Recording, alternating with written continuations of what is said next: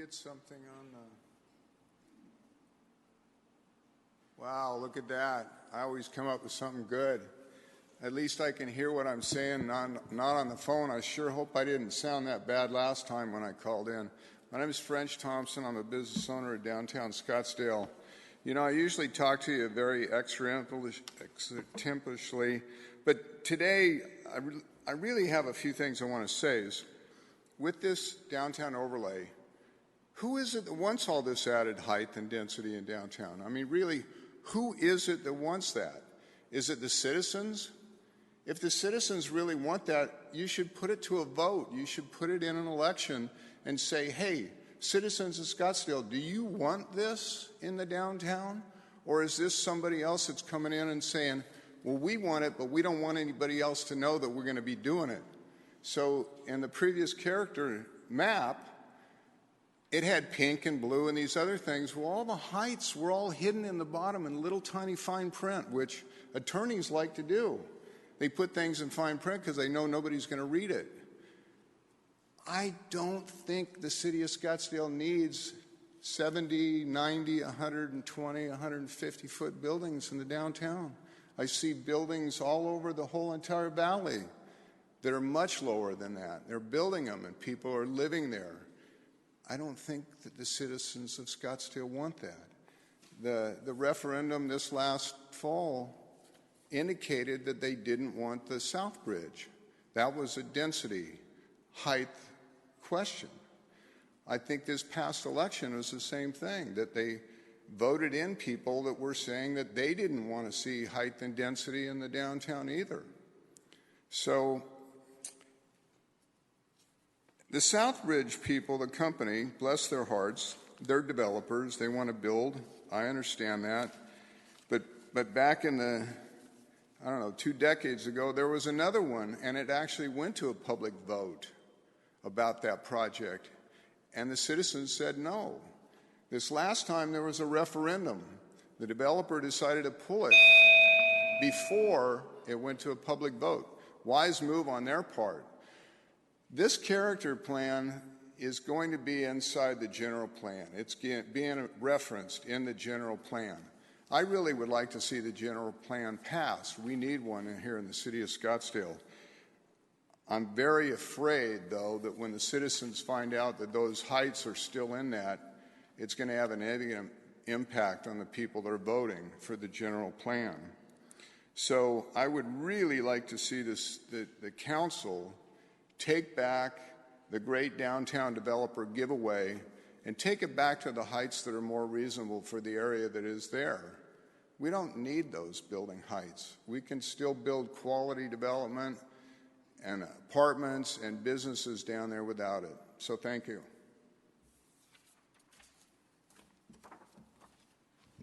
Thank you. Next in person, Bob Pejman.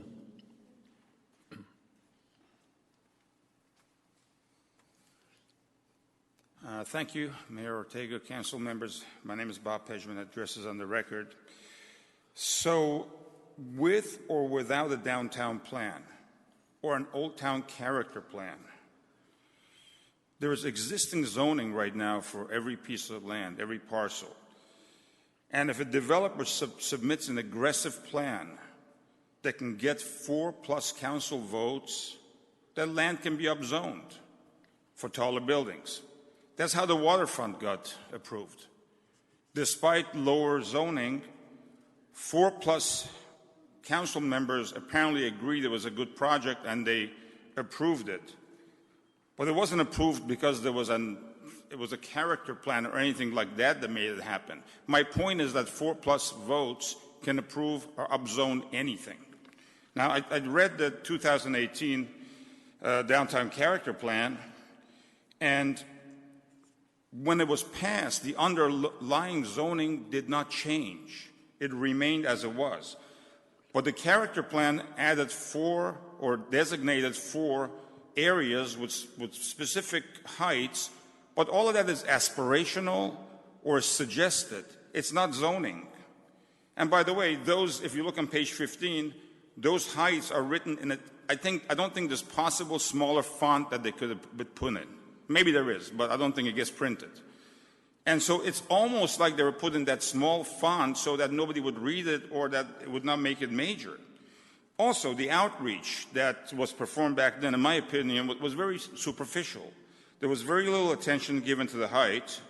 And in the meeting where that plan was passed, and I was there, the question was asked, what's the difference here? And the answer was, there's no difference. It'll just make it more, it will add more agility. I think that's what Randy Grant said, that it will just add more agility.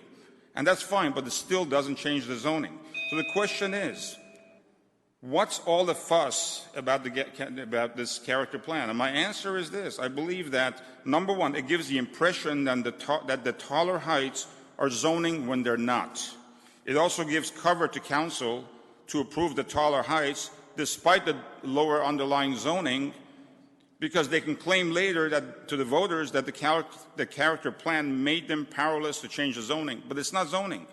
Also, in reference to the Prop 207, there is no devaluation of a property, since it can still be upzoned if there are 4 votes.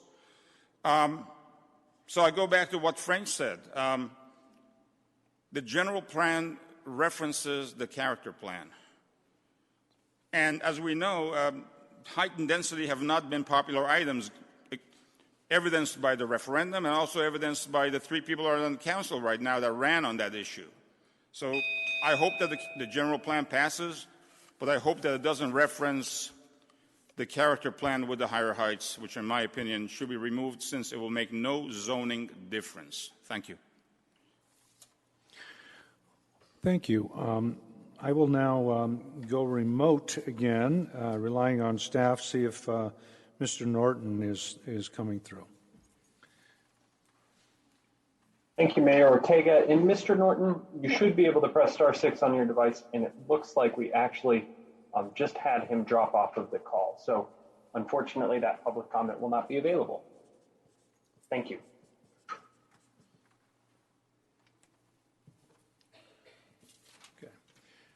Well, at this point, I would ask for the staff presentation, and I'm hopeful that we can just get through the presentation without stopping and come back with our any questions we may have at that point, or comments. Thank you, Mayor, members of council. My name is Adam Yaron. I'm a principal planner with Long Range Planning. I'll be one of 2 presenters this evening discussing the Old Town Scottsdale Character Area Plan. This is a follow-up request to a City Council request for this work study session item made on May 4th to review and discuss the Old Town Character Area Plan concerning height, density, land uses, buffering, traffic, and infrastructure.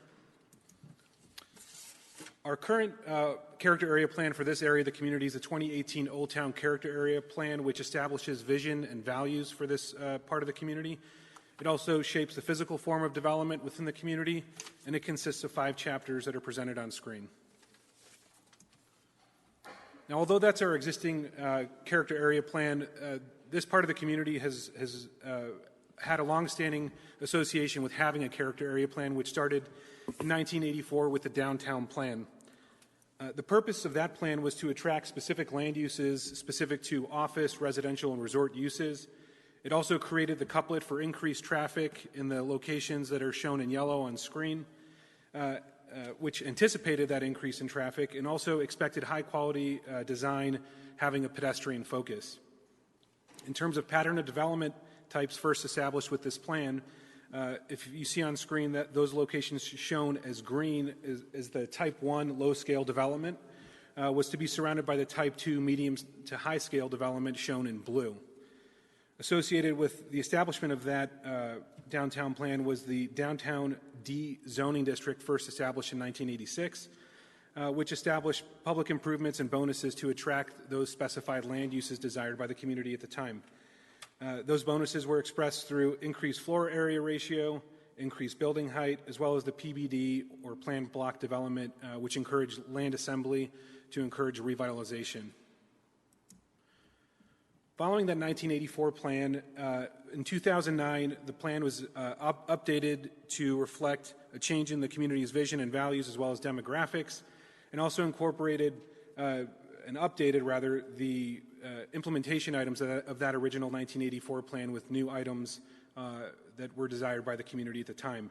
In terms of pattern of development, it continued the Type 1 and Type 2 development types that were part of that 1984 plan to guide development, but also expanded Type 2 in certain areas of the community.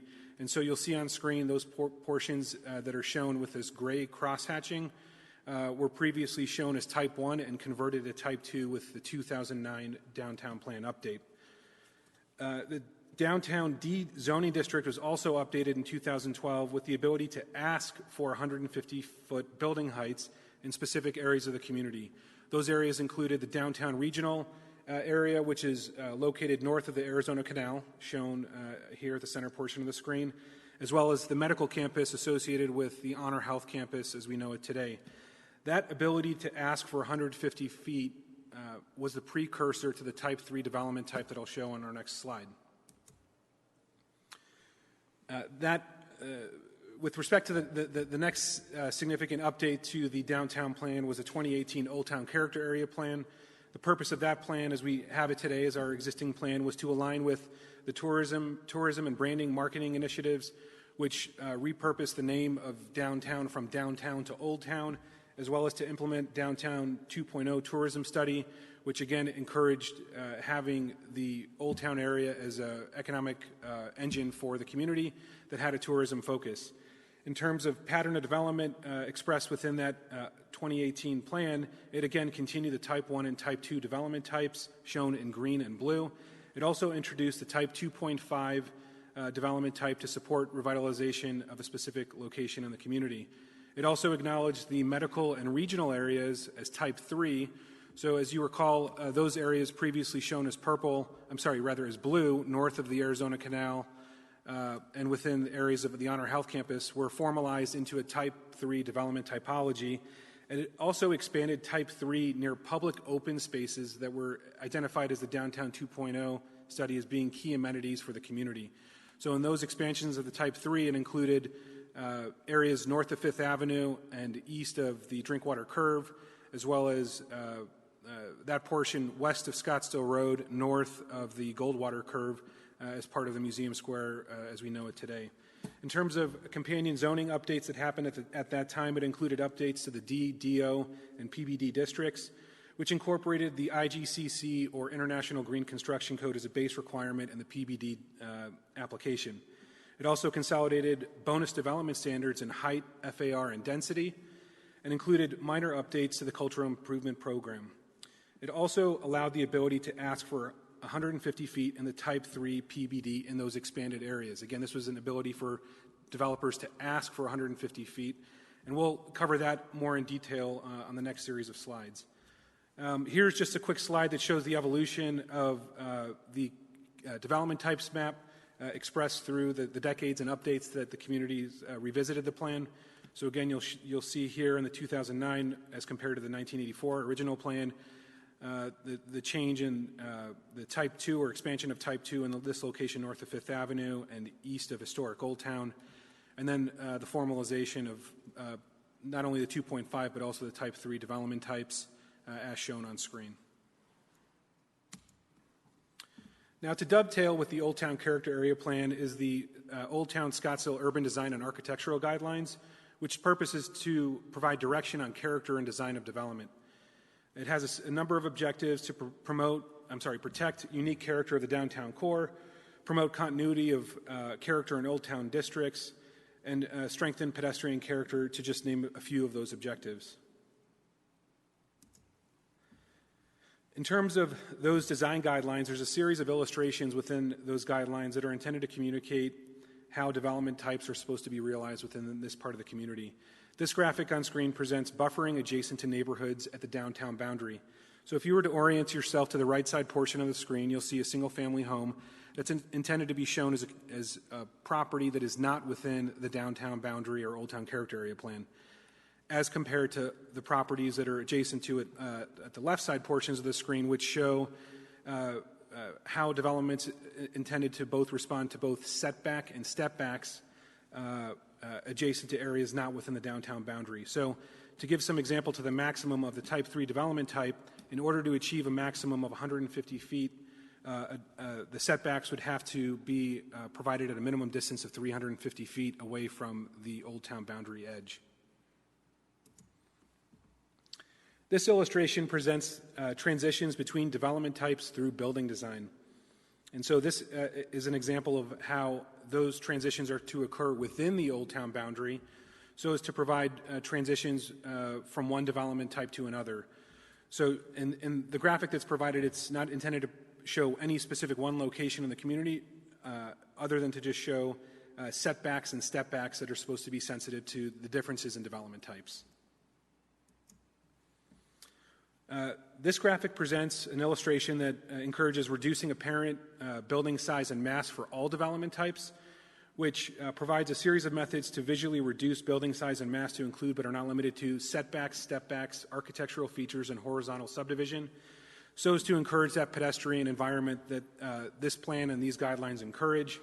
So whether you're type 1 or type 2, type 2.5 or 3 development types, each development is expected to provide architecturally a base, middle, and top with an expanded area for pedestrian amenities. At this point in time, I'm going to turn it over to Brad Carr with Current Planning to discuss zoning, and I'll see you back shortly. Thank you, Adam, and good evening, members of the council, Mayor Ortega, members of the council. It's good to see you all in person. Again, Brad Carr with the city's planning department. As Adam noted, we have a policy document in place for the city for the city's vision and guidance on the Old Town area of our city. That companion document for the Old Town design guidelines work in tandem to create that vision from a character standpoint for the community. The city's main regulatory document to implement that vision is the city's zoning ordinance. And within the city's zoning ordinance, there are 3 zoning districts that implement that within our Old Town area. Those are shown on the screen here. The downtown district, which is shown in the lighter color, the orange or yellowish color there, that is the main district that the city utilizes to have properties zoned within the downtown area to utilize the D district for land use regulations and work with our urban design and architectural guidelines. The downtown overlay, which is shown in gray, is an overlay that was applied over the entire district, and those properties are shown here in green or gray because they have not made the transition from their underlying zoning district, which would be a C1 or C2, C3 zoning district that would have been applied early on in the history of the city, 50s, 60s, 70s time span. And finally, the city has a plan block development overlay district, which is the hatch pattern, that works in tandem with the downtown district. And that promotes flexibility within properties that are over a certain size, in this case 20,000 square feet, in order to qualify to utilize that district. That land use, again, promotes the use of more public amenities in exchange for flexibility and setbacks and stepbacks for those properties. And so when we talk about height, height within the downtown district is defined mostly by whether or not you're within a D district or within the downtown overlay. The downtown overlay is utilizing the underlying districts for maximum height allowance. And so with regards to those properties that are within that area, C1, C2, C3, the underlying zoning district would allow a maximum height of 36 feet. There are no bonuses available with the downtown overlay, so those are capped in those areas in gray at a maximum height of 36 feet. Now, moving up to the type 1 within our downtown district, the D district, you have a maximum height of 40 feet in the historic Old Town area, which is shown in yellow and black there, and then 48 feet in all those areas in green outside of that area. And then moving up from there, again, you have type 2, type 2.5 that share the 66 feet base maximum height, and the type 3 in our more intensive areas at 84 base maximum height. The type 2, type 2.5, and type 3 are those districts that qualify for a bonus if you have the PBD overlay applied on there as well. And so again, when we talk about bonus provisions in the Old Town, there's just that plan block development that's able to utilize it. And so again, you need to have a minimum of 20,000 square feet to qualify for that plan block development. And there's a graduated scale depending on the area you have accumulated for a project site as far as what height you can ultimately achieve. And that's shown in the lower portion there of the screen with that the 3 character area types, 2, 2.5, and 3. And so, again, I want to just note that if you have just straight D zoning, you don't have any PBD overlay, there is no bonus height allowed, similar with downtown overlay. But if you do have a site that has a mass over 20,000 square feet, you could qualify for the ability to ask council for additional bonus height. And to qualify for PBD, you have to provide several public benefits, including public art. The 1% contribution kicks in when you go to the plan block development, as well as the requirement to construct to the International Agreed Construction Code, or IGCC. And then, as you can see, the type 3 is that area, the more intensive area of our Old Town, which would qualify for 150 feet if you have a site that's over 200,000 square feet in size. And so this graphic here is intended to show you those properties at this point in time that we have found that under collective ownership would qualify for that 200,000 square feet or more. And as you can see, there's not many of those properties, and a couple of those have most recently been to the council for approvals. Shown in number 1, the Museum Square project, and number 2, the collection project. But again, there's those areas at Fashion Square in the dark purple at the upper part of the screen, as well as that pink portion of the lower part of the screen at the Honor Health site that are existing, and then that area in the middle of the site, which is the site of the Unger's property, and then several others that are scattered throughout that qualify. But collectively, there's not many properties at this point that have the amount of space to even qualify for that 150 feet ask. And again, that's not to say that properties couldn't accumulate and do that, but there's the land ownership in the downtown, especially for small parcels, is very fractional right now. So if you look at the bonus standard requirements within the PBD, the council has a lot of discretion to determine where they utilize those funds that are proposed as part of a public improvement or public benefits to utilize bonus height or bonus density or bonus gross floor area. And those range on the screen, as you can see here, from major infrastructure improvements to public open spaces to pedestrian amenities. Most often recently, projects have proposed cultural improvement program contributions that are above and beyond the typical 1% that we would require for a PBD project. But again, we want to emphasize council has full discretion to decide how those funds are used in any project that proposes those public benefits.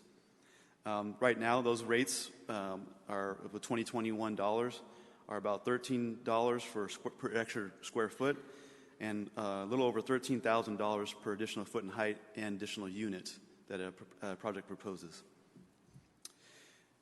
And we also wanted to emphasize the city staff's review for any proposal in the downtown when it comes to Old Town infrastructure.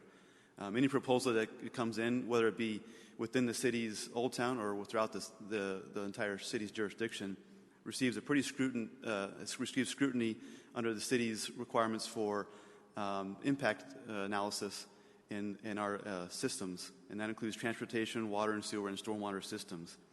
City engineers will analyze proposals from the applicant based on infrastructure plans that are prepared and reports that are prepared by these applicants, and they're going to be doing that through a traffic impact modal assessment, or TIMA, basic design report on the water sewer side, or even stormwater studies on the stormwater side. And if any impacts are identified during that review process, those are required to be addressed as conditions of an approval of zoning. That could include upsizing lines in the area, water sewer lines or stormwater lines, or adding additional stormwater lines, or upgrading other infrastructure like roadways to add additional lanes or right turn to decel lanes or acceleration lanes. With that, I'm going to turn it back over to Adam, who's going to talk about some modeling that the long-range folks have done for you. Thank you, Brad. Mayor, members of council, the next series of slides are going to respond to City Council's request to model portions of Old Town, and the methodology that has been applied is to represent these models within a Google Earth format to show development in context. These models depict buildings that have yet to be displayed within Google Earth. The entitled properties that have yet to be built are shown as either white, as being DRB approved, or gray, being zoning approved. These buildings were all modeled per zoning standards and their case approvals. Notably, these models are elevated due to distortion at the ground level in the format in which Google Earth presents. And so with respect to Not only that disclaimer, it's really to the disclaimer of all the great developments we see in Scottsdale. Our models certainly are missing details in terms of quality building materials, building articulation, and shading. And so what's presented on the top side of the screen is an example of what's been provided at DRB at its approval with respect to the Honor Health Neuroscience building that's been built, and largely represents what was submitted at the DRB approval as compared to what's been modeled on the lower portion of the screen, which is really intended to respond to height and building massing within the construction envelope of that site. So to start, we can look at the northwest corner of Osborne and Drinkwater Boulevard to a location that has long had height associated with it. That is the Honor Health Tower, standing at 90 feet in height. This has been an asset to the community since the mid-'70s, and although folks largely don't associate this building with height, it is one of the larger buildings within our Old Town area. As presented on the left side portion of the screen, you'll see the Honor Health Neuroscience building that we just touched on, standing at 83 feet in height. Here's another example of where height has existed within the Old Town area. Since 1972, the AmTrust building has stood at 150 feet in height when compared to more contemporary development of the Optima Sonoran Village that sits at the southeast corner of Camelback and 68th Street at 129 feet in height. Further in the perspective here is the Scottsdale waterfront at 150 feet in height. Here's an example of how development responds to transitions of both setback and step back to areas that are not within the Old Town character area. If you orient yourself to the right side portion of the screen, you'll see a single-family community that does not have an underlying color tone, so as to represent that part of the community is not within the Old Town boundary. And you'll see a series of very purposeful and significant setbacks and stepbacks that respond to both massing and height that moves away from the single-family neighborhood that sits just south of it. So you see a step-back increase. It's from 35 feet to 65 feet at the center portion of the site, finally to 129 feet at the north portion of the site adjacent to Camelback Road. Here's another example of where height has been associated within the Old Town area. That is at the Fashion Square office building, which was built in the late 80s, standing at 95 feet in height, juxtaposed to the Scottsdale waterfront, again at 150 feet in height. Further in view is the collection at 150 feet in height as a Type 3 development, and then the addition at 90 feet in height as a Type 2 development. Further on the left side portion of the screen is the Blue Sky development, which has approvals at 133 feet in height. Closer in view here on this screen, you see again the collection as a Type 3 development at 150 feet in height, and then the addition on the north side of Camelback Road as a Type 2 development shown as a transition in height of 90 feet, working down to the Waterview development, which has approvals at 50 feet in height, showing its adjacency and consideration in both setback and step back to an area not within the Old Town boundary and adjacent to a single-family neighborhood. Here's, again, just a representation of what was approved for the Addition Hotel, shown on screen before you. This was a DRB approval. And here's a graphic depiction used for the zoning approval. This was not DRB approval for the collection at City Center, a site located at the southeast corner of Camelback and Scottsdale Roads. With respect to this slide now, if we're orienting, looking westerly, you see the DC Hotel closest in view, standing at 75 feet in height as a Type 2 development type. You'll see both a meaningful step back and setback plane associated to, again, an area not within the Old Town boundary. And then further in view, you see a series of buildings associated with the Scottsdale collection.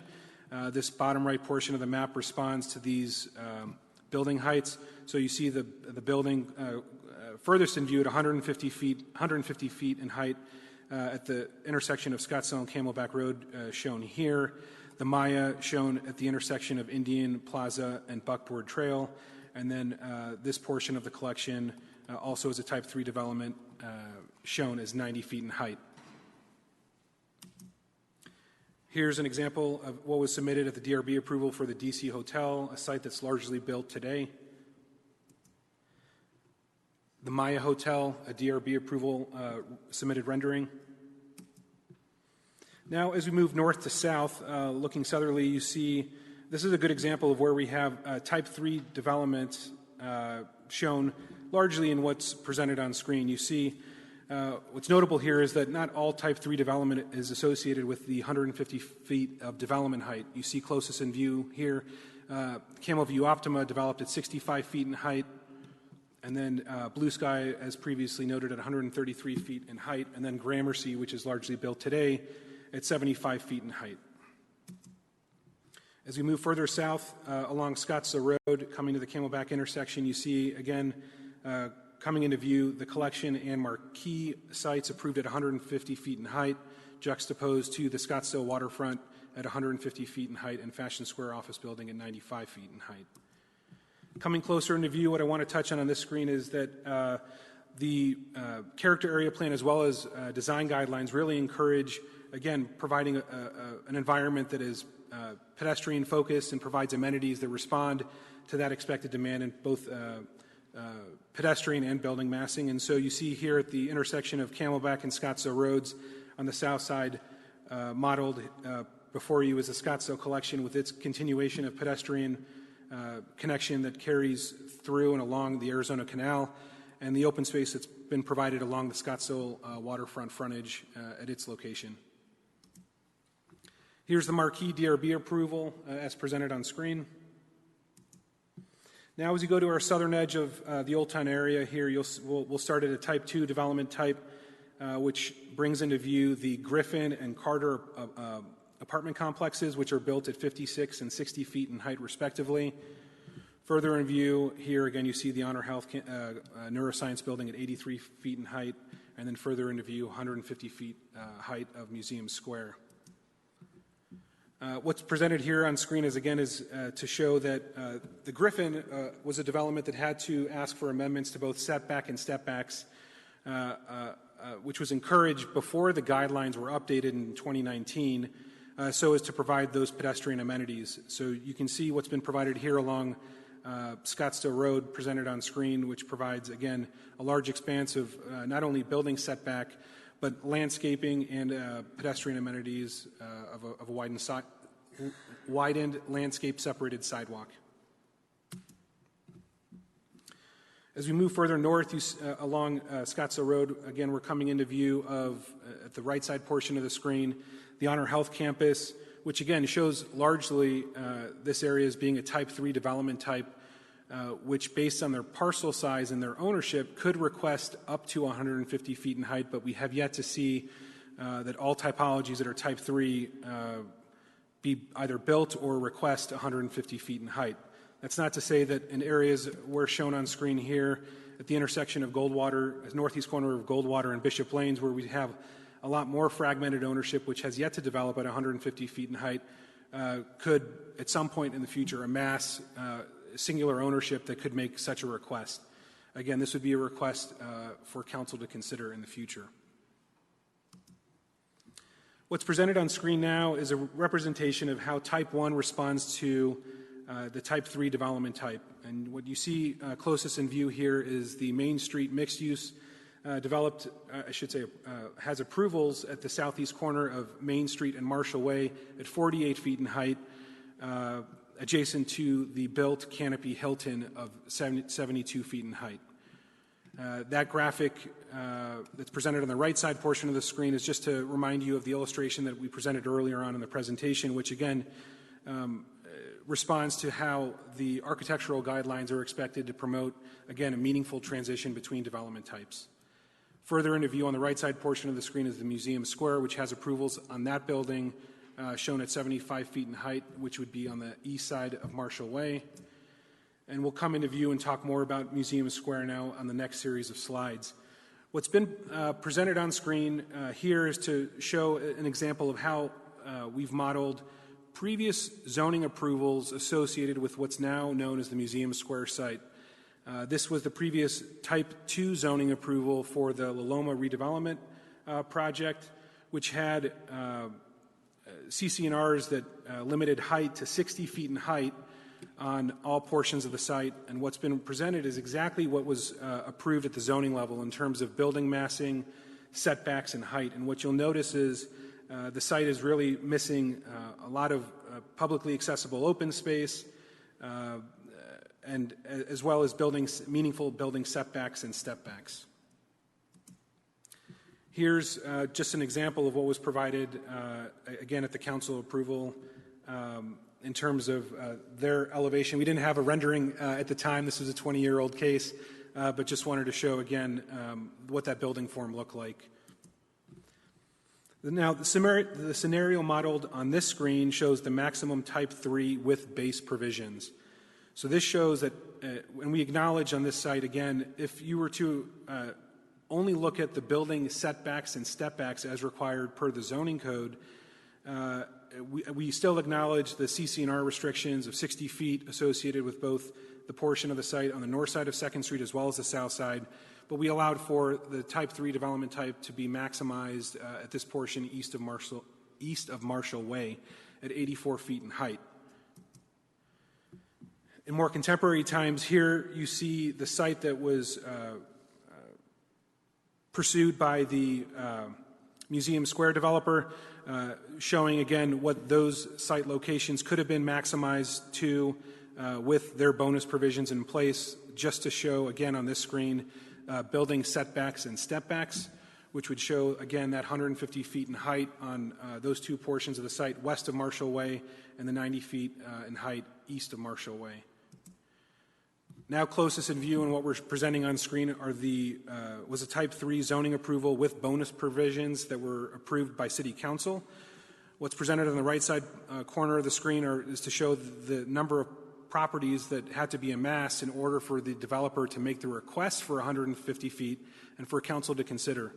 And through that public discussion and council approval, although it's shown here on this rendering as a parking lot, there were meaningful open spaces that will eventually be developed in these locations between the buildings. And so you see again here, closest in view now, open space adjacent to the Goldwater Boulevard, the preservation of the Sagebrush Theater, community open space that's been provided between the Museum of the West and the Museum Square site here, approved at 150 feet in height, and the Museum Square apartment site approved east of Marshall Way at 75 feet in height. Here's what was provided at the zoning approval for the Museum Square site, again now looking southwest. So here you see the location of the community open space between just south of the Museum of the West.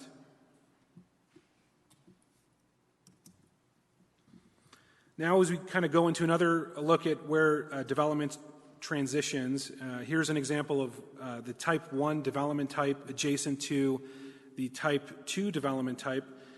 What you see presented on screen here is the Winfield Hotel, modeled at 90 feet. With its approvals, the Cadre is a type 1 development at 36 feet in height, and now the Kimsey, which you're all recently familiar with, at 76 feet in height. What's modeled here on screen is the maximum type 2 with bonus provisions, showing again if the developer had maximized their building envelope with the building heights that would have been supported within the plan, the site could have developed in the manner as presented on screen. However, through the public outreach process and through council discussion, the zoning approval that was sought only showed and requested a bonus provision of 10 feet above the base maximum from 66 feet in height to the 76 feet in height as shown on screen. Here's what was provided with the zoning approval in terms of its rendering, again showing greater articulation, building materials. Again, here's an example of now the Indian School frontage shown as a type 2 with bonus provisions modeled at 90 feet in height. Again, showing if the developer would have maximized the building envelope for both setbacks and stepbacks, this is what could have been modeled. However, through, again, the public outreach process, the 76-foot Kimsey was approved as with a 10-foot bonus provision above the base maximum of 66 feet, while also preserving the Ralph Haver Triangle building or Kimsey building shown on screen before you. Here's an example of that rendering provided on screen. And that concludes staff's presentation on this item, allowing for now council to consider certainly discussion, and we'll leave these items on screen so as for you to have that continued dialogue as to what you'd like to do moving forward. If you have any questions, staff's available to answer those questions. Good. I'd like to open with some comments, and if you could turn to slide 7, I believe. So thank you for your presentation. We're considering and reconsidering that one right there. At some point, there were 2 areas, 1 and 2, and then after that point, there ended up being 4. Part of the discussion that we're dealing with today is really a 2-part discussion. The first part had to do with parking. And the parking element was discussed and passed as an ordinance measure by our council earlier this month. Now, we're looking at the building aspect and where there are incongruencies with the narrative and what is been approved in the 2018 Old Town Character Area Plan. So by reviewing the parking element, there's yet to be a determination as to the impact on the 2018 Old Town Character Area Plan. But it's important to just air that discussion and see where we're going. If you refer to the 2018 plan, one of the problems that is occurring is that the type 1 is placed directly against a type 2 zoning. And, 3. Type 1 and 3 are placed against each other. If you look along Fifth Avenue, you'll see a strip there that's about maybe 48 feet wide, and how and why a mapping could have been evolved that way and be approved that way is an obvious flaw in the system. If you look also at other locations, this would be south of Main Street, we have a type 1 against a type 3. So that is you see the massing there where Main Street in that area is again against a type 3, when in fact the concept is that there should be a transitional to a type 2 that you started to call out. So several of these mapping problems where you have a zoning area that is less than 250 feet, such as up near Fifth Avenue, are obvious areas that need to be corrected, in my opinion, and that's where we're going to be providing some direction. Now, if you go to slide 10, I believe. So in this case, you're talking about transitions between development types within the Old Town Character Area Plan. Now, here's an example where a type 1, now it's illustrated next to a type 2, but there's actually no transition. It's a type 1 directly against a type 3. So that illustration, although it looks good and seems to make sense, is not a valid illustration for the actually type of buildings that are shown or potentially shown in the mapping, and in my opinion is another very serious flaw in how we are and the public is understanding these spaces.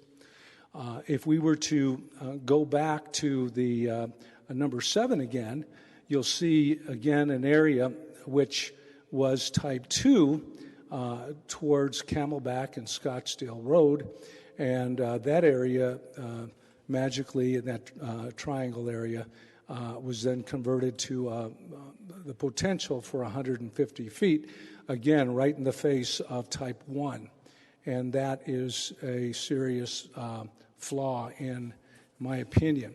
Now, where our natural boundaries are is probably the Arizona Canal. or the street itself, like Camelback Road. If you look towards the quadrant where the collection is and along Camelback, then you have a street transition there that's, I guess, fairly wide. But to have a transition, again, in the Fifth Avenue area where there is no differentiation is to me, requires some change. Now, the other thing I'll point out is that the Honor Health area around Brown, and that sort of bookends with Fashion Square. So that quadrant you pointed out still has the downtown zoning in Honor Health area. Even though you've shown it as an Old Town Character Area Plan, the previous, and you showed the Fashion Square as the PBD. We understand that, and yet Honor Health as the underlying downtown district never really hit the 150-foot limit, and they didn't really rezone. They kept their underlying zoning from what you just presented. You showed some hatching, and we could probably confirm that. So as we re-examine this, we've got to look at what is basically at risk. And I'll point out to the commentators who were suggesting that today we are doing a zoning change. We are not doing a zoning change. That seems to be some sort of a fear factor that's being brought up by, I think, the multi-housing people. That's not the subject of our discussion tonight. And I think well-informed people would know that. And although that was mentioned as a zoning text amendment. So why don't you go to slide 14.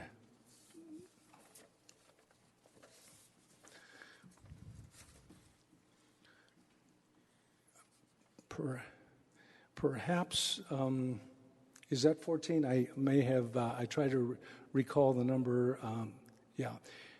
for these base heights, the base heights as shown, and then the other one had the comparison with the upsizing of those, potential upsizing of those properties. It could have been the last one. Well, there it says from 90 to 120 to 150 feet. The type 2.5 seemed to be a favored client case. There's a where that's the only exception for a particular property owner, which seems to be rather irregular. And once again, it is right in the face of a type 1. So you have one abutting a 120-foot height with an area that's restricted to 48. So there are numerous places where I believe remapping is in order. The other, leaving this slide on, when the original zoning or underlying zoning is at 36 feet, and I believe that case was back to slide 14. So when you look at the original zoning or underlying zoning, and this is the projected or potential base maximum that in type 2 is projected at 66 feet. It's not, well, again, this is not a zoning document. This is just an outline of colors and textures and whatever else, but it's not really delineating a zoning. But if you look at 36 feet as a basic vested height, and you compare that with the other slide, I guess, showed up to 150 feet, that is a 410% increase in height. So the previous one, I think, Kelly, well, there again, that's a good example there. So originally, the type 3 would have 36 feet, and for some reason, the new coloring system and the Old Town Character Area Plan allowed over 400% more height in potential height and an ask with bonuses or whatever. So that's the context that we're dealing with here. And the larger question I have is that it appears as though the Old Town Character Area Plan did not address 4 basic areas. One is the transportation element. That is, they do mention modality, whether you can walk from this sector to that sector, or whether you can have a bike or bike here or there. But it doesn't speak to any additional streets when that transition was made from 36 feet potentially to 150 feet. So you have a 400% increase in height and associated density with a 0% increase in roads. Actually, in many cases, the alleys have been eliminated or would be eliminated. In other words, the pickup, delivery of garbage and so forth that would have been interior of a block is one modality for service that gets eliminated or would be eliminated by this method. So that creates more of a service requirement on the road system that's already overtaxed by up to 400%. The other question had to do with, so that's one of the big ones, transportation. The second one is infrastructure. Although you may have pointed out that very few properties have assembled at this time, this opens the door for full assemblage, which can happen. That's market-driven.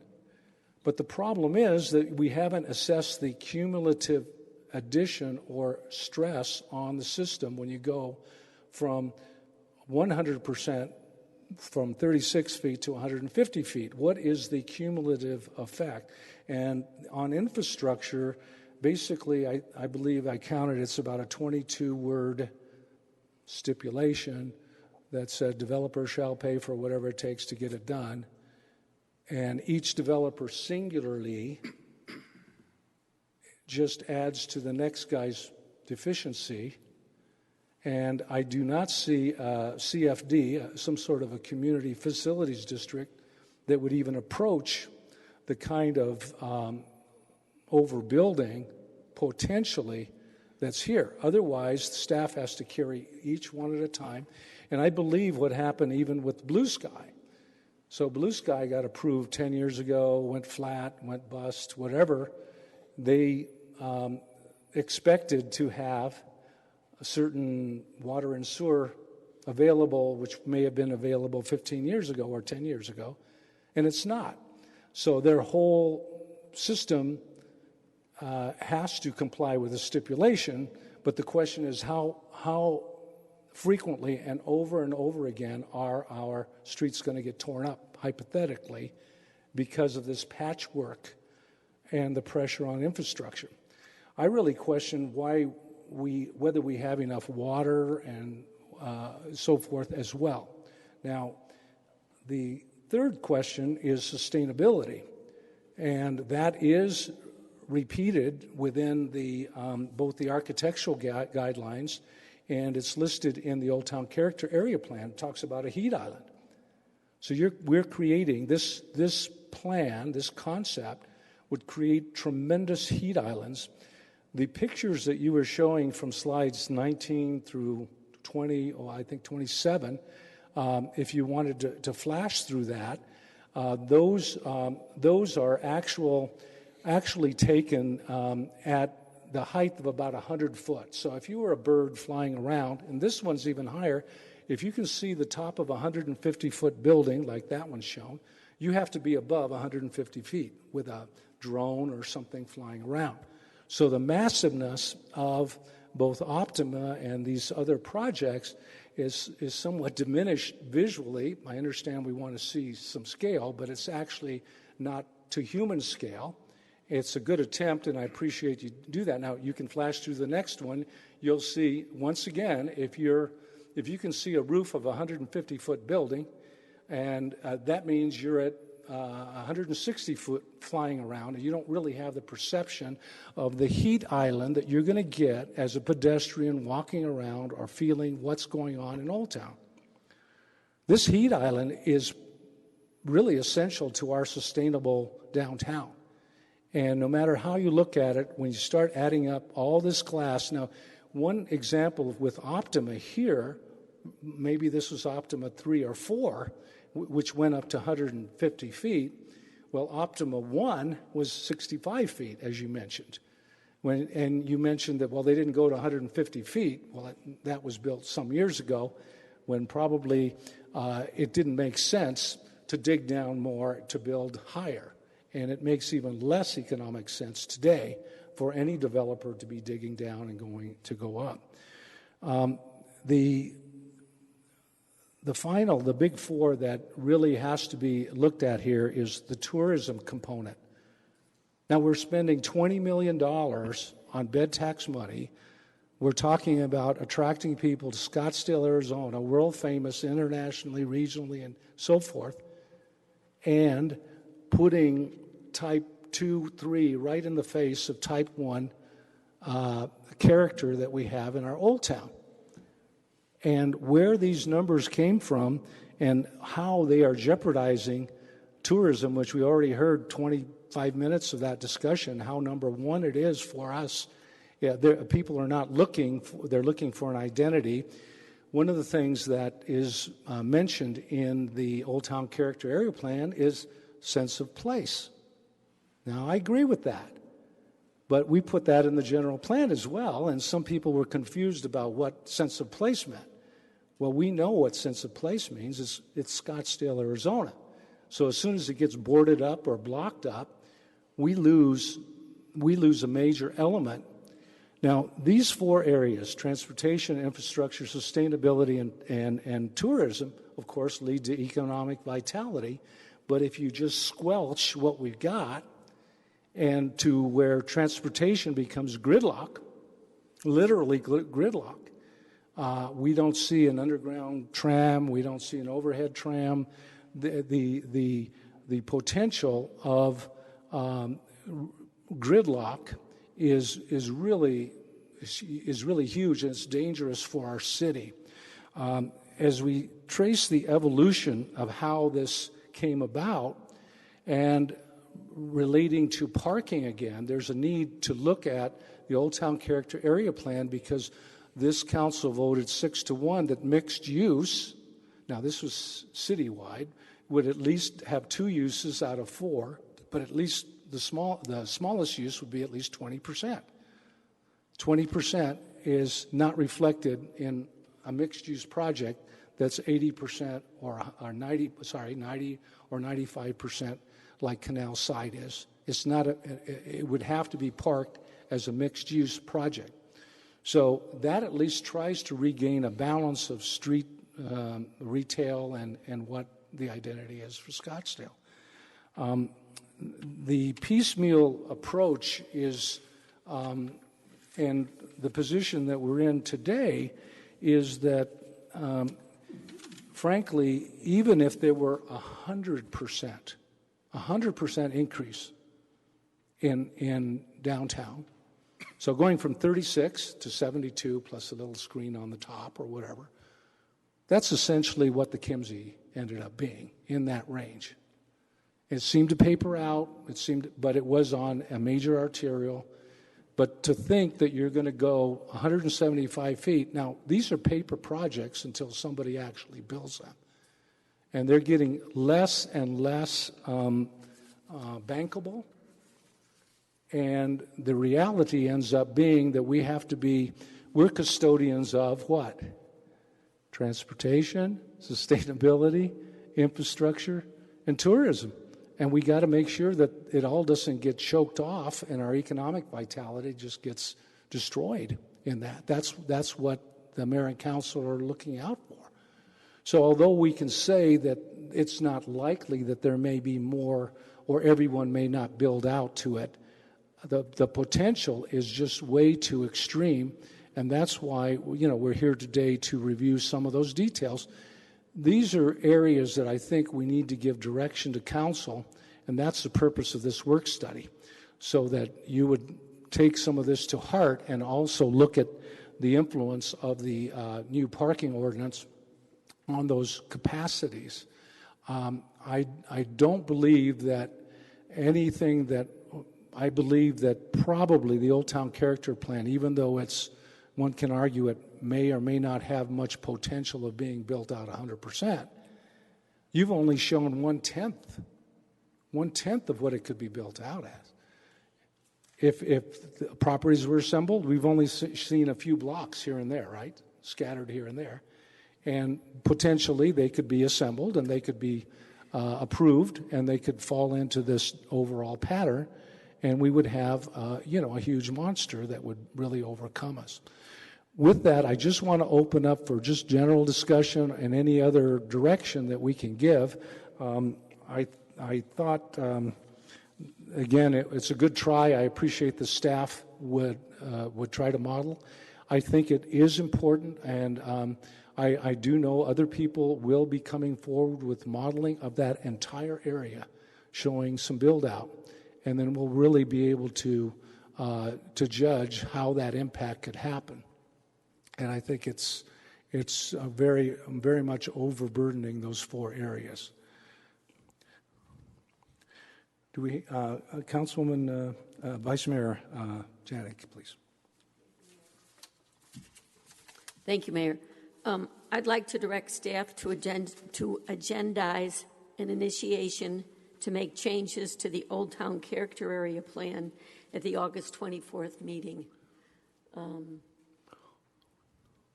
Okay. Do we have general consensus for that idea? I'll second the motion. Sure. Okay. What we're going to do as agendized, and there will be a general motion that the purpose of our meeting today is to give staff direction for amendments to the Old Town Character Area Plan, and the Old Town and direction for some amendments for that purpose. If that's ready by that date, which would be our return, I think we have a motion and a second, but we really don't need a motion because we don't do motions in work study. But I hear what you're saying, and I would agree with that, and we could. Let's just look to make sure that the majority, or hopefully everybody, is okay with that. Do I hear objections? Okay. I think we can. Did you have? Oh, sorry, Councilmember Millhaven. Are you suggesting that we provide changes to the Downtown Character Area Plan that would be adopted in August? Is that what you're suggesting? No. I believe what I'm suggesting, based on my advice from legal, is that at that point in time, we would open up the plan and offer suggestions for changes that could be made. Sherry, am I correct? Thank you, Mayor and Vice Mayor Janik. So if the council is interested in amending the Old Town Character Area Plan, it's a 2-step process similar to that of a zoning ordinance. The council can initiate that amendment, and if the council initiates that amendment, which would require a separate action than what's on your agenda tonight, then the planning staff would take that initiation, do open houses, generate some community input and feedback before they then brought any potential amendments forward to the Planning Commission and to the City Council. It would be after that process that the council could potentially vote on amendments to the Downtown Character Area Plan. So the planners could tell you better than I how long that process typically is.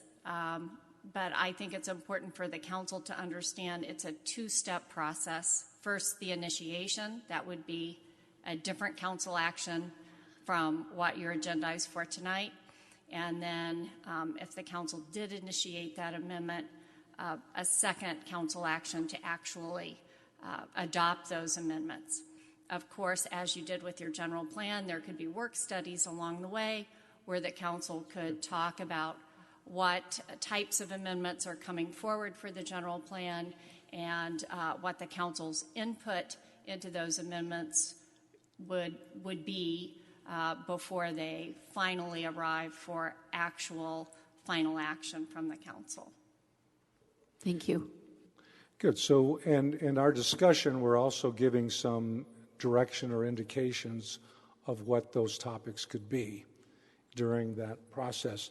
The formal opening of the amendment would have to be agendized approximately 9 weeks from today, and that would allow some opportunity for this public input, investigation by staff, so to speak.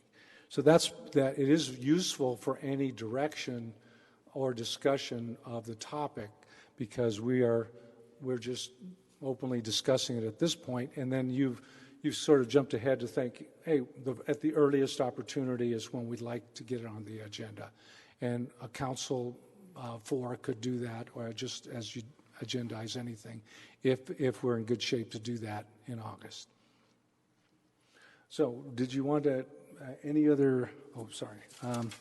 If I were to just ask to continue with any ideas that would be of importance to you on this. I guess I'll just very briefly mention, I think one of the ideas is that we want to restrict, reduce, or remove bonuses from consideration, although I think that's jumping ahead a couple of steps. Otherwise, it's pretty much just edits like what we accomplish with the general plan when we look at the character area plan. So just discussing one at a time, perhaps,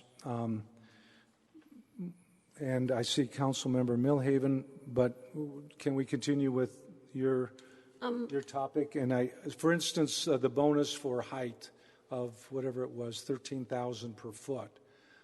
Is that per building, or is that per, because a project may have 3 buildings, and are they just paying once for that extra height, or shouldn't they pay for each building? That's a little detail. How is it set up now, for instance? Certainly, Mayor Ortega, members of the council. Currently, it's for the entire site, so you would pay for additional foot for the entire site, that fee for each additional foot for the entire site. Wow, that's just dirt cheap. I mean, that is, if you have 3 buildings like Southbridge or Collection, you only paid, for every extra foot in the whole project of 3 or 4 buildings, you only paid $13,000. That's one area touching on bonuses. Did you have something? Well, I was kind of advised that to go through this list now is a little bit premature, because we'll have to go through it again at the August meeting if we get agreement that we want to proceed in the fashion that I just mentioned. So, okay. Let me ask Councilmember Milhaven and then Councilwoman Littlefield. Well, Mayor, since we heard quite a bit about your thoughts about downtown, I thought I might share some of mine. So my family moved here in 1974, and we moved from New York, and some of you may know, in New York City, 5th Avenue is a pretty swanky address. So we showed up in downtown Scottsdale, and 5th Avenue in 1974 was a pretty swanky address with really fancy stores. And it was a destination shop for the region, and it was a great place for tourists to go. Los Arcos Mall was brand new, and Fiesta Mall hadn't been built yet, so Scottsdale, 5th Avenue, and downtown Scottsdale was the place to shop. So I went out in the world to seek my fortune, and 20 years later, I came back to Scottsdale as a bank president, managing the business bank and serving, and my office was in downtown Scottsdale, and I served a lot of the businesses and property owners in downtown Scottsdale. And in the early 90s, the Galleria was coming out of the ground, and Fashion Square was being built to connect to 3 department stores. And what we saw was the decline of downtown. And I was part of many studies and very many consultant reports and marketing plans. How do we reverse the trend of the declining sales in our downtown? And despite everybody's best efforts, the answer always came back to, we need more people to live and work downtown. In fact, in the early 90s, I had to do a marketing plan, as bankers do, and I had to look at census tract data for income levels and population and things like that. And in the census tract that included downtown Scottsdale, there were 7 people who lived there.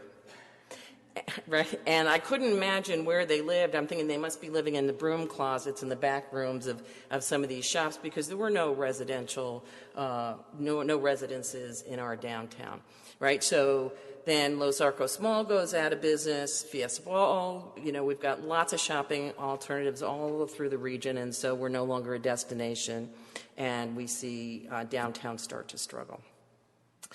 So, as we saw in the history here, so then we start looking at and recognizing that redevelopment costs more than building on bare desert, and that perhaps we need to allow some height and density in order to have more people live and work downtown to support the local businesses. And we have been wildly successful.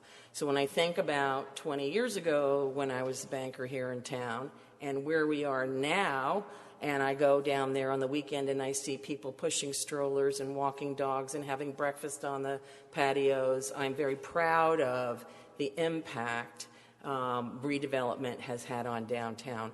But I don't think we're done yet. If we go back to the Downtown 2.0 study, that study told us that even if we built everything that had been approved up until then, there were not enough people downtown to sustain our downtown, that we needed to continue to add more people to live and work.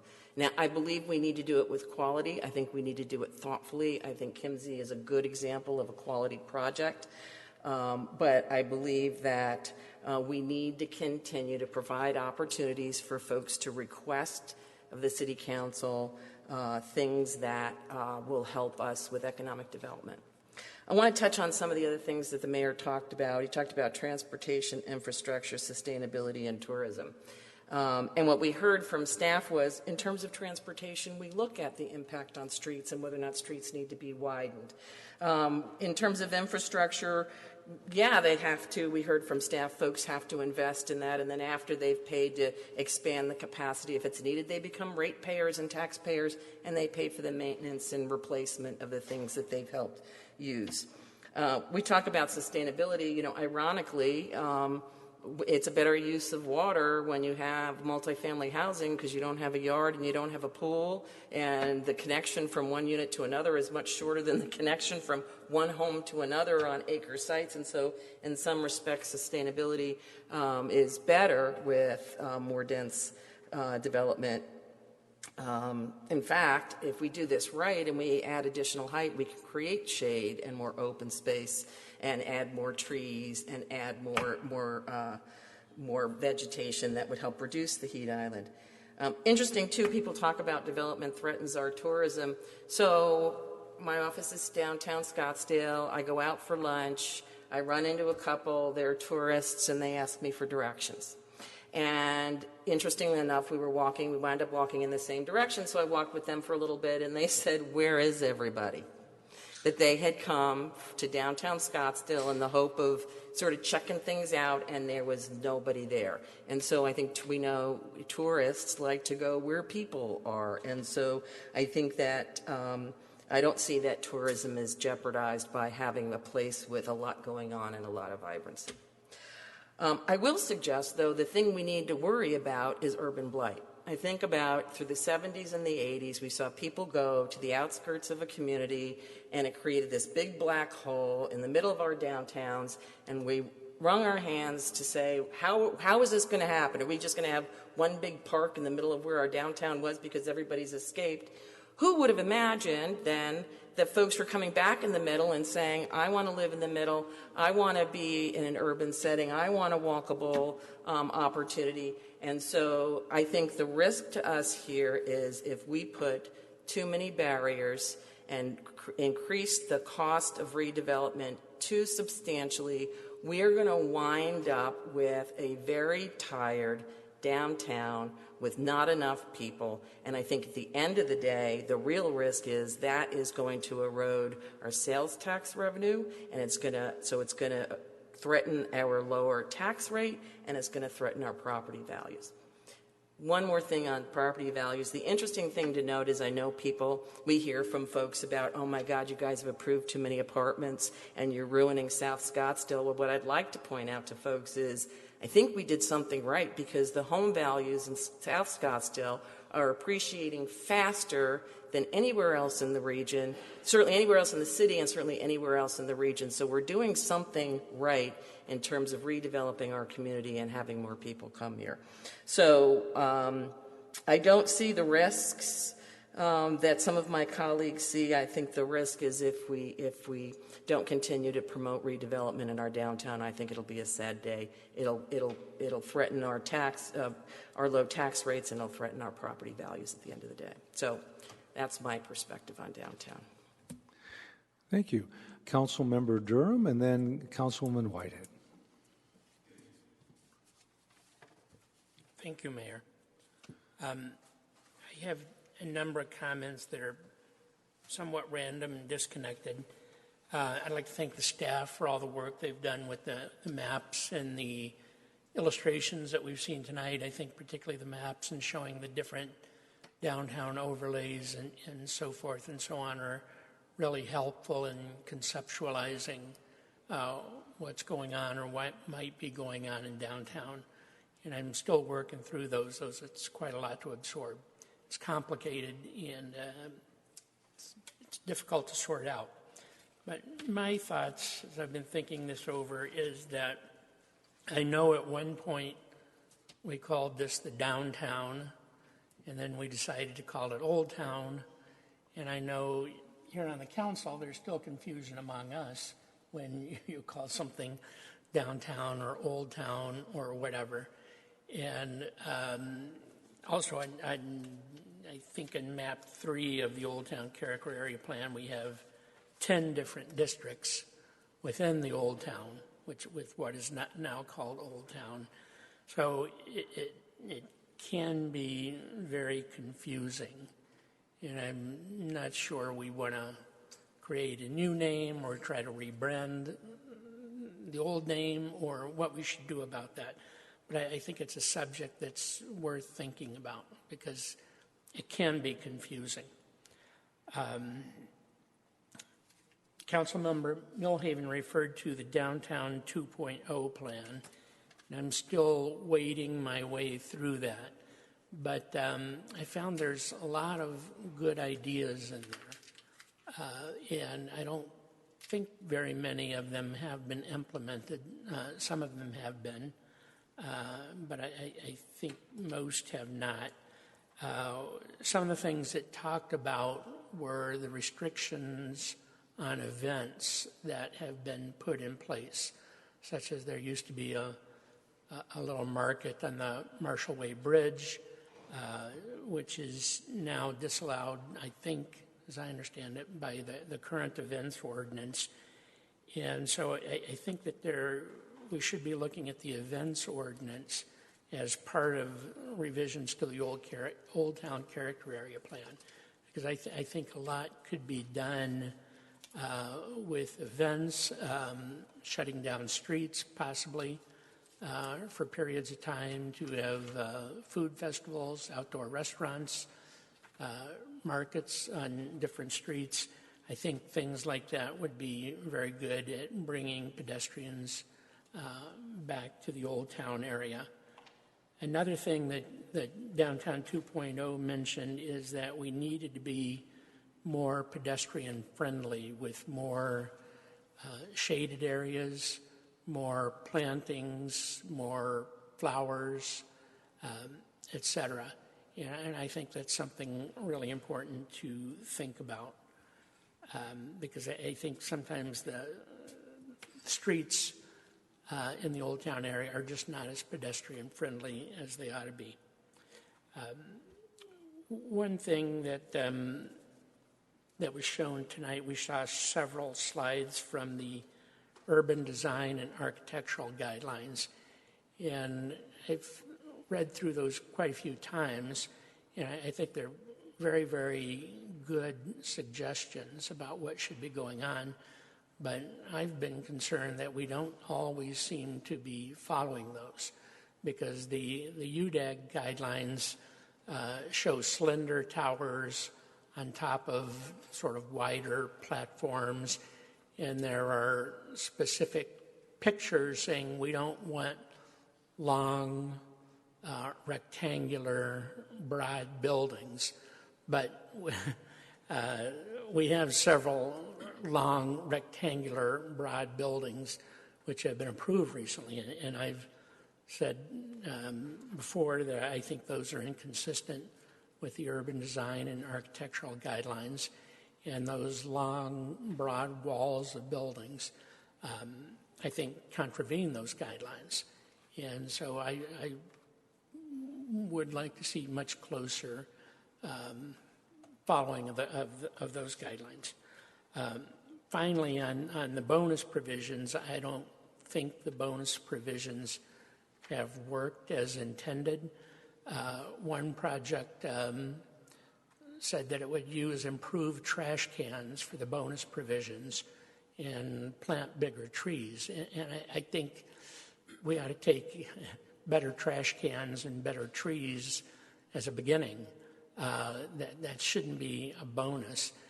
That's what we ought to expect in Scottsdale. So I don't think that the bonus system, as it has been currently applied for the most part, has properly reflected public benefits. And I think that some of the projects I've seen that claim bonus provisions did not provide what I view as sufficient public benefits, such as open space or other public amenities. So if we were to continue with the bonus provisions, I would want to see much greater and better defined public benefits. And I think I had one other thought, and now I've just lost it. But those were my comments. I'll probably be thinking about more as I look more at those maps. So thank you for providing those maps. It really helped in understanding our complicated system. And if there were some way to simplify our system, I would love to do that. It may be difficult, but if there is a way to do it, I'd like to try. Thank you. Thank you, Councilman Durham. And next we have Councilwoman Whitehead, then Councilwoman Littlefield, and then Caputi. Councilwoman Whitehead. Thank you, Mayor, and thank you, staff. Great presentation, and I think you guys are going to try to put that online so other people can see. I think that's really helpful. I think I'll just leave, Councilman Durham summed it up. The bonus heights did not work as advertised, and I think the mayor summed up, there's just the transition from 2009 to the 2018 is just fraught with some unintended consequences and some oddball zoning that, for me, I can't figure out why it's there, the 2.5, the random 2.5. So lots of room for improvement here. This idea that we are trying to put exclusionary zoning, I'm sorry, but I would ask for anybody who says that to go ahead and upzone their own neighborhood, because this, there is no end if we say that any zoning is okay. How tall are we going to go downtown? And developing a few square miles of our world-famous downtown to any height that an association wants is not going to solve affordable housing. So I think there's a lot of room for improvement. I think, again, I refer to what Councilman Durham said. There are projects after project. I won't list those, but where I asked for open space and I was told that it was the idea, but it was not a requirement, we can improve there. If, in fact, we're doing height for open space, and we better get that open space and not have to grovel for it each time, I think that the loss of the easements, as we saw with a certain recent project, we had an area where there was pedestrian flow, and as that project was moving forward, we lost the alleys. And I hadn't even thought of the mayor's point, is that those alleys, not only is it a place where somebody can get off Scottsdale Road and cut through, it also serves as an important transportation option for trash trucks, for Lord knows plumbers. So less is more. That is the famous architectural term. I think downtown should be dense, and it should have density.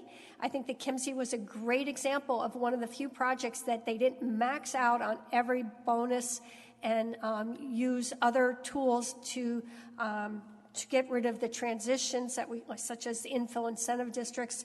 So I think the Kimsey showed we can do much better, and I think that this 2018 was a pretty dramatic jump with a lot of good ideas, but it could be improved upon.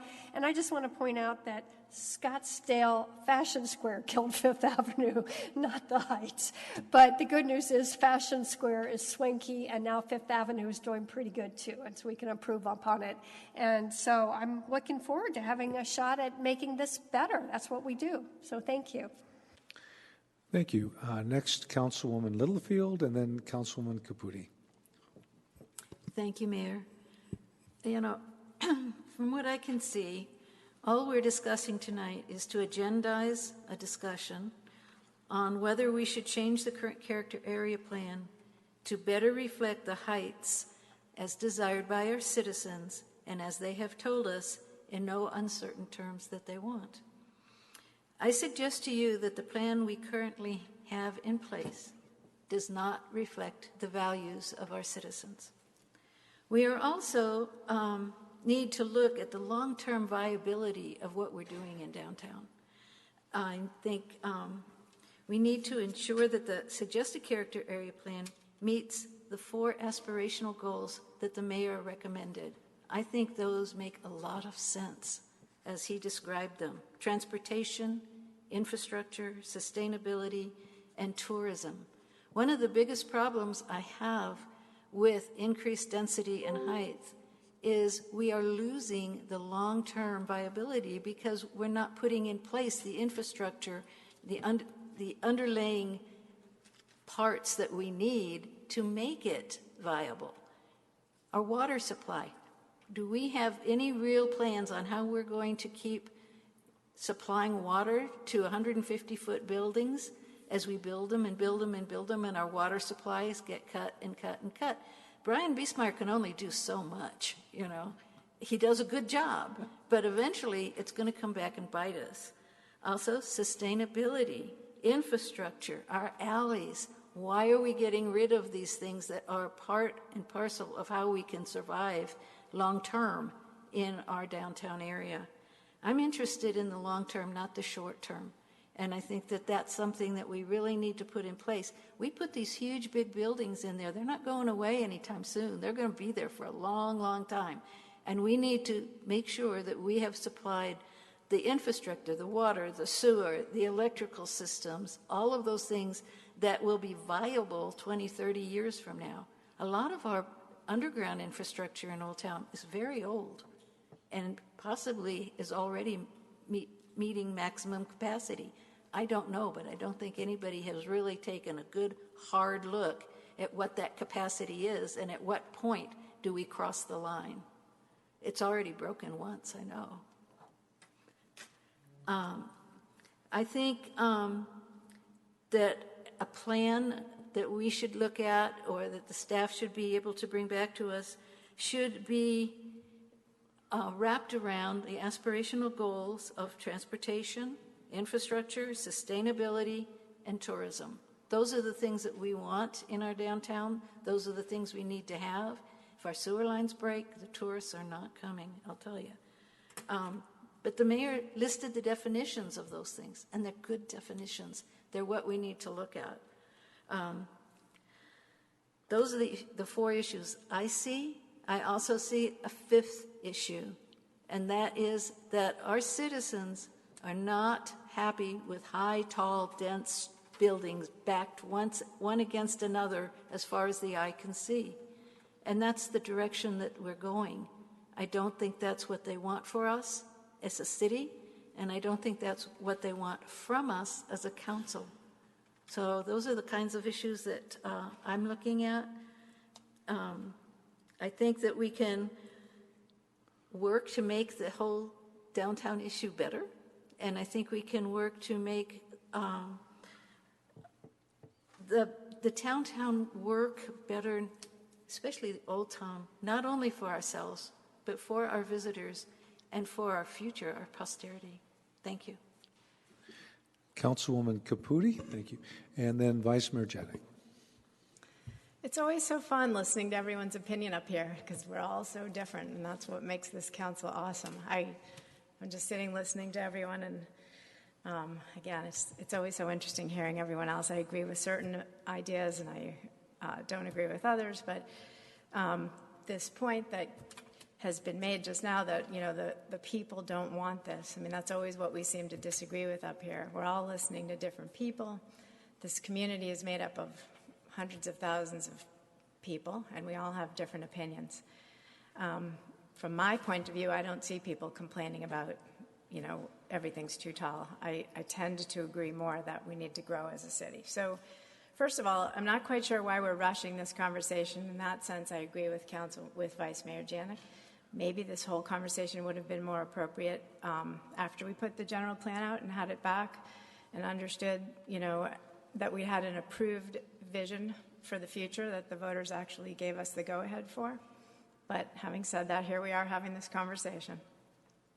I actually like the current Old Town Character Area Plan. I think it's been 30 years in the making. We've had extensive community outreach and planning. It's been regularly updated. It's community-based. It's incredibly flexible. And remember that the council always has the last word. So whatever it says in the plan, it always comes to us, and we have great flexibility for saying yes, no, maybe. And it was a city council unanimously adopted plan as well. So for some reason, we're now talking about removing flexibility and reversing our course, and I don't quite understand that. Per the general plan, the downtown is one of 3 growth areas in the city. And Mayor, I understand that it's only one, but certainly not, I'm not suggesting that we cram everything into the one spot. But there are just a few square blocks in our downtown, and they have to generate revenue for the rest of the city. I'm going to say this for the 1,000th time.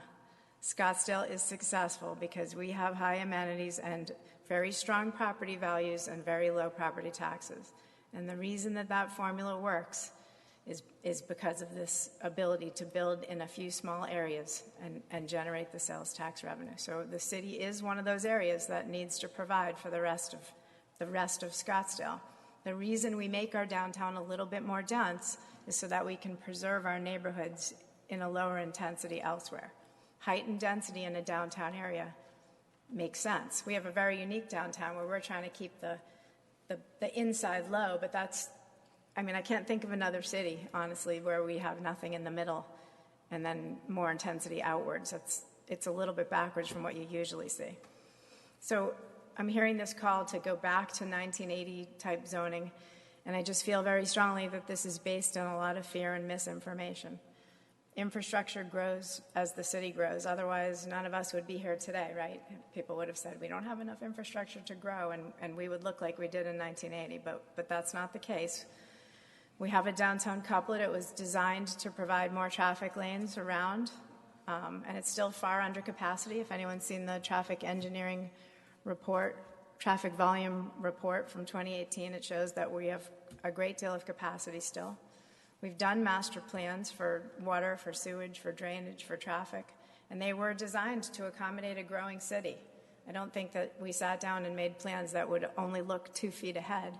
I've seen most of them, and I'm quite sure we have a long-term planning department. We are looking ahead, and we're making sure that our infrastructure grows as we do. Our city surveys, I want to remind people, show that most people actually do love our city, and they think we're doing really well on our path. Most of the economic reports show we need more residents and commerce in our downtown, and I agree with that. Reversing direction on the Old Town Character Area Plan would have the opposite effect. And I'm sure other cities are going to be very happy to take our business if we send it away. The mayor's talking about economic vitality. I don't think the plan to go backwards would bring economic vitality into our city. And I want to also remind us all that we just looked at a report talking about our property values have gone up so high we're actually able to adjust our property tax rate. That's awesome. Like, property values are going up in Scottsdale, and we're clearly doing a great job with our current plan.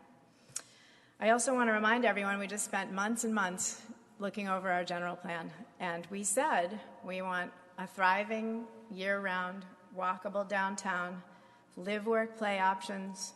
We want a pro-business environment. We want a variety of lifestyle choices and attainable housing.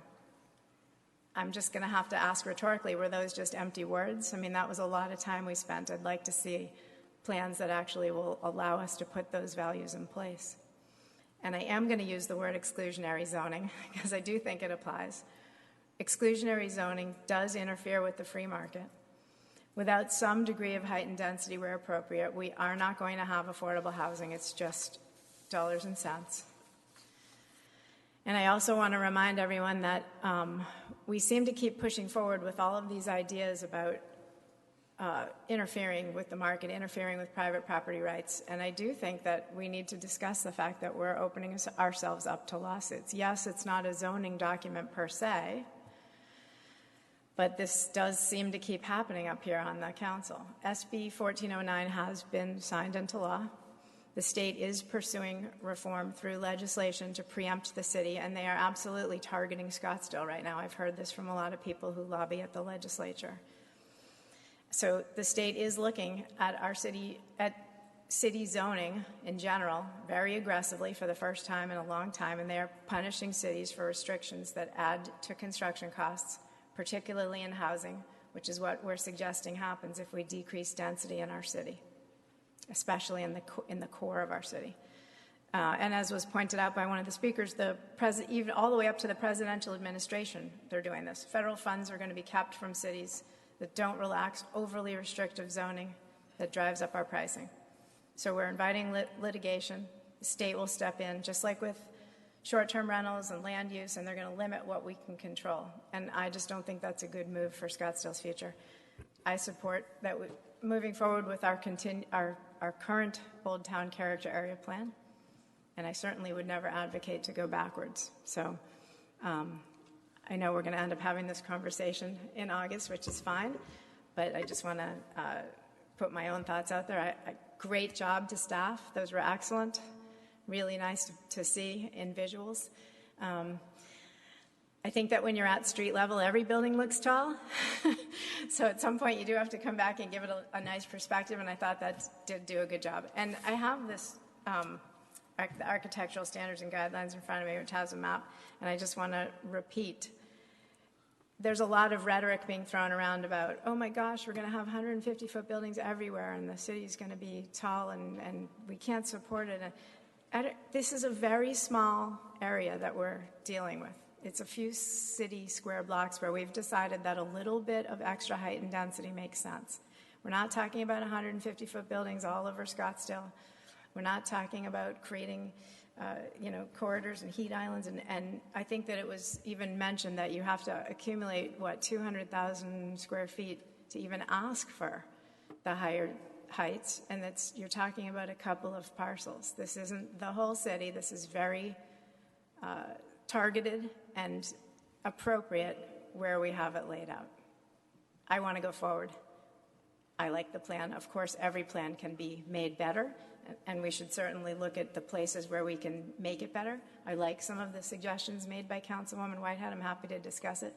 But in general, I think we've been on this path for 30 years. It's working. Why would we go backwards? Thank you. Vice Mayor Janik. Thank you. I'll make it short and sweet because it's getting late. What I wanted to say is we spent a lot of time on the general plan. We had a 7-0 vote, and we did a really good job. Now we have the opportunity to do it with the character area plan for downtown Scottsdale. I believe that if we review it, we can make it stronger, we can make it better, we can make it more coherent or cohesive. My biggest problem is that I think we look at each development without looking at the whole picture. It's like taking one puzzle piece and trying to fit it in without looking at the whole picture that we're trying to accomplish. And I think when we do that, it's too easy to make errors in judgment as to, oh, we have enough water. Oh, our sewers can handle it, etc. Our streets can handle it. And I think we need to do a better job looking at the whole picture as we put all those little puzzle pieces in place. So I think by reviewing the plan that we can make it much better, and I think we can grab the extremes, bring them to the middle, and I think at the end of the day, we will all be very happy with the outcome. Thank you. Thank you. I see no other council are requesting to comment. I thank everyone for our input. And I would ask for a motion to adjourn our work study. Oh, wait, excuse me. I see someone standing up there. Go ahead. Do you have a compilation of what we've done, Mr. Grant? I appreciate it, Mayor Ortega, members of the council. Randy Grant, of course, Planning, Economic Development, and Tourism Director.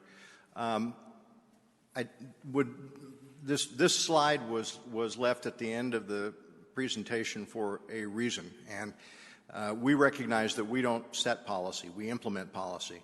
So when you give us directions, we want to bring you back something that gets you where you want to go. The issues related to the downtown character plan can state an intent, but if we don't get into the zoning issues, we're going to leave you very unsatisfied, I think. And if someone were to come in with a project that meets the zoning requirements but is in conflict with the general plan, we're going to have a difficult time telling them they can't come forward to the council. And the last thing we want is to bring you something that you have expressly intended not to see. So I would just advise, as we move forward, that we be clear about what it is we want to achieve so that we can deliver it to you. If what we want to do in August is simply look at the character area plan, we can do that. We'll bring that back. And we can incorporate a lot of the comments that we've heard here this evening, great comments. If you want to limit height, we've got to get into the zoning ordinance to do that. So I just wanted to make that clear because I don't want to disappoint you in August with coming back with something that's not going to get you where you want to go. Thank you. Thank you very much. And we still have 2 meetings left before we adjourn for summer, so we never know what will come up. Vice Mayor Janik. I just wanted to make sure that we had consensus, yes, that it was okay in August to proceed to open up the character area plan and, make suggestions, review it. So how many of you object? All right, so it looks like we're 2. So it looks like we're okay, 5-2, that the majority is fine with proceeding. So we're looking for the possibility of amendments to the Old Town Character Area Plan as a subject to be agendized in August. I believe that's the general direction that we've found in this as a result of this discussion. Was there any other closing? Okay, so accordingly, I would move for adjournment. Anyone want a second? Thank you. We have a motion and a second. All in favor, say aye. Aye. Thank you.